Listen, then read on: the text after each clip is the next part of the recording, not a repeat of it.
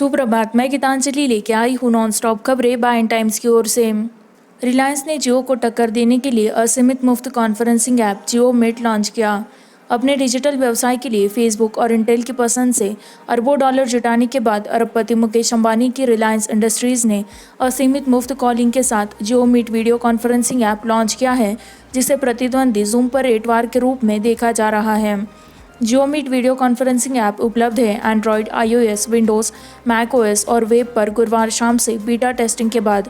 Company की website के अनुसार जियो मीट 100 प्रतिभागियों के साथ HD ऑडियो और वीडियो कॉल की गुणवत्ता का समर्थन करता है और screen sharing, meeting schedule feature और अधिक सुविधाएं प्रदान करता है।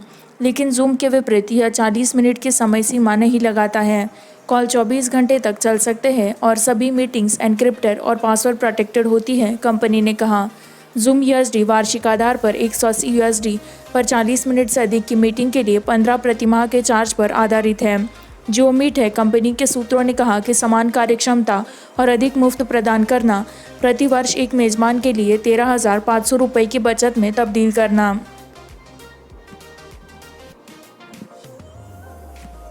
$11,300 मेड इन इंडिया वेंटिलेटर अब तक भेजे गए, केंद्रीय स्वास्थ्य मंत्री डॉक्टर हर्षवर्धन। केंद्रीय स्वास्थ्य और परिवार कल्याण मंत्री डॉक्टर हर्षवर्धन ने कहा कि अब तक 11,300 मेड इन इंडिया वेंटिलेटर भेजे जा चुके हैं और 6,154 अस्पतालों में पहुंचा दिए गए हैं। स्वास्थ्य मंत्रालय पूरे भारत में 1.02 लाख ऑक्सीजन सिलेंडरों की आपूर्ति कर रहा है। डॉक्टर हर्षवर्धन द्वारा साझा किए गए इन्फोग्राफिक में लिखा। डॉक्टर हर्षवर्धन ने शनिवार को ट्वीट किया, पिछले 24 घंटों में रिपोर्ट की गई केंद्रीय स्वास्थ्य और परिवार कल्याण मंत्रालय ने कहा कि नए मामलों में भारत के कोरोना वायरस के मामले 6,48,315 हो गए हैं, जिनमें से देश में 2,35,433 और 3 मामले सक्रिय हैं। 94,227 मामलों को ठीक किया गया या छुट्टी दे दी गई या स्थानांतरित कर दिया गया।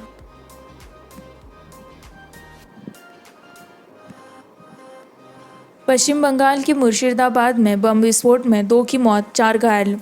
शनिवार को एक वरिष्ठ पुलिस अधिकारी ने कहा कि 2 लोग मारे गए और 4 घायल हो गए। मुर्शिदाबाद जिले के एक घर के भीतर कथित तौर पर बम गिराए गए। उनकी पहचान अभी तक नहीं की जा सकी है क्योंकि उन घायलों की हालत खराब है और उनका इलाज चल रहा है।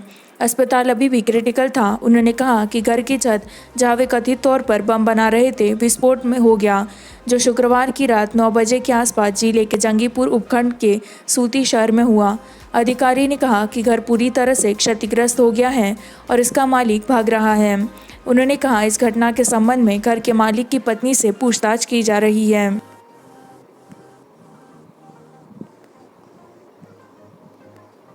उच्चतम एकल दिवसीय स्पाइक में कोविड-19 के लिए लगभग 23,000 परीक्षण सकारात्मक, टोल 19,000 के पास है।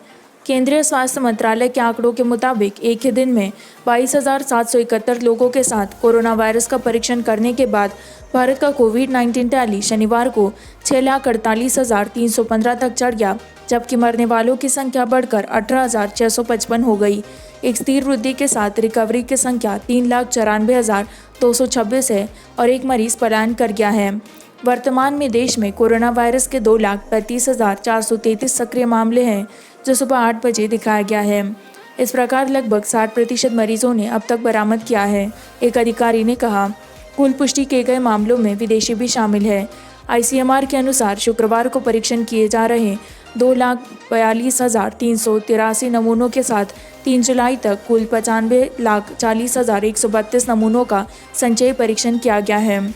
यह लगातार दूसरा दिन है जब कोरोना वायरस के मामलों में 20,000 से अधिक वृद्धि हुई है। ये 1 जून से अब तक 4,57,780 कोविड-19 मामलों का उछाल है। पिछले 24 घंटों में हुई 442 मौतों में से 198 महाराष्ट्र से है, तमिलनाडु से 64, दिल्ली से 59, 2 कर्नाटक से, 1 गुजरात, पश्चिम बंगाल से 18, उत्तर प्रदेश से 14, राजस्थान से 10, आंध्र प्रदेश और तेलंगाना से 8, पंजाब से 5, हरियाणा, मध्य प्रदेश और जम्मू और कश्मीर से 4, बिहार से 3 और आसाम और उड़ीसा से 2-2।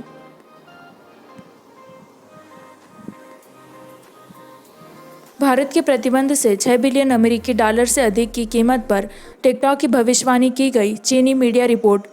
चीनी तकनीक की दिग्गज कंपनी यूनिकॉर्न बाइटडांस लिमिटेड अपने 3 ऐप्स के बाद 6 बिलियन अमेरिकी डॉलर से अधिक के नुकसान की आशंका जता रही है।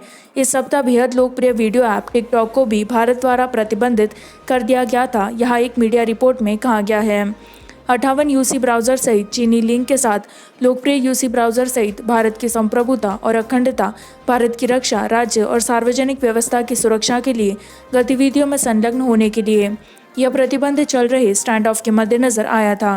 चीनी सैनिकों के साथ पूर्वी लद्दाख में वास्तविक नियंत्रण रेखा के साथ 6 बिलियन अमेरिकी डॉलर की राशि भारत, चीन के कैक्सी गोंडल द्वारा प्रतिबंधित सभी अन्य चीनी ऐप के लिए संयुक्त नुकसान से अधिक होने की संभावना है। कॉम ने बताया, कंपनी के वरिष्ठ प्रबंधन के करीबी सूत्रों के हवाले से कहा गया, बाइटडांस चीन की नवीनतम घरेलू प्रौद्योगिकी कंपनियों में से एक बन गया, जो विदेशी सरकारों से बढ़ते प्रतिरोध को चीन सरकार से कथित संबंधों से सावधान करती है और उपयोगकर्ता डेटा की सुरक्षा के बारे में चिंता व्यक्त करते हैं। इसी के साथ मैं संवाददाता गीतांजलि आपसे विदा लेती हूँ। इसी तरह की नॉनस्टॉप खबरों को जारी रखने के लिए बाइंग टाइम्स हिंदी को लाइक करें, सब्सक्राइब करें, शेयर करें।